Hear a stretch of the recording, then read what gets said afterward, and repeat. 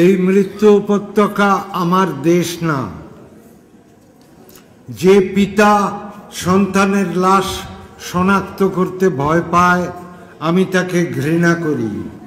যে ভাই এখনো নির্লজ্জ স্বাভাবিক হয়ে আছে আমি তাকে ঘৃণা করি।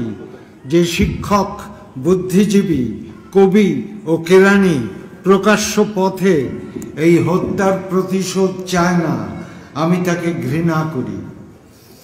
৮ জন মৃতদেহ আমার চেতনার পথ জুড়ে পড়ে আছে। আমি অপ্রকৃতিস্থ হয়ে যাচ্ছি। ৮ জোড়া খোলা চোখ আমাকে ঘুমের মধ্যে ডাকে। আমি চিৎকার করে উঠি। আমাকে তারা ডাকছে অবেলায়, উদ্যানে, সকল সময়।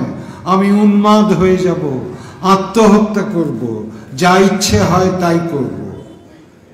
ইস্তাহারে, দেয়ালে, স্টেনসিলে কবিতা এখনই লেখার সময়। নিজের রক্ত, অশ্রু, হাড় দিয়ে কোলাজ পদ্ধতিতে এখনই কবিতা লেখা যায়।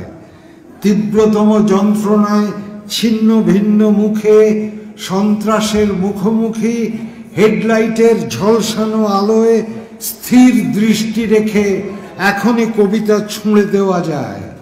.38 ও যা যা আছে হত্যাকারীর কাছে সব অস্বীকার করে এখনই কবিতা পড়া যায়।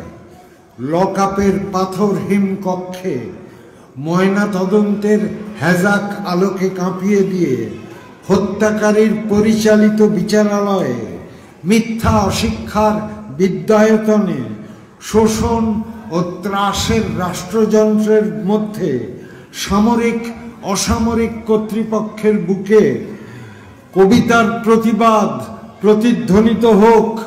বাংলাদেশের কবিরাও লোরকার মতো প্রস্তুত থাকুক। হত্যা, শ্বাসরোধের, লাশ নিখোঁজ হওয়ার, মেশিনগানের গুলিতে সেলাই হয়ে যাওয়ার জন্য প্রস্তুত থাকুক। তবু কবিতার গ্রামাঞ্চল দিয়ে কবিতার গ্রামকে ঘিরে ফেলবার একান্ত দরকার। এই মৃত্যু উপত্যকা আমার দেশ না। এই জল্লাদের উল্লাস মঞ্চ আমার দেশ না। এই বিস্তীর্ণ শ্মশান আমার দেশ না। এই রক্তস্নাত কসাইখানা আমার দেশ না। बस अभी तो बहुत बड़ा है। ठीक है, थैंक यू।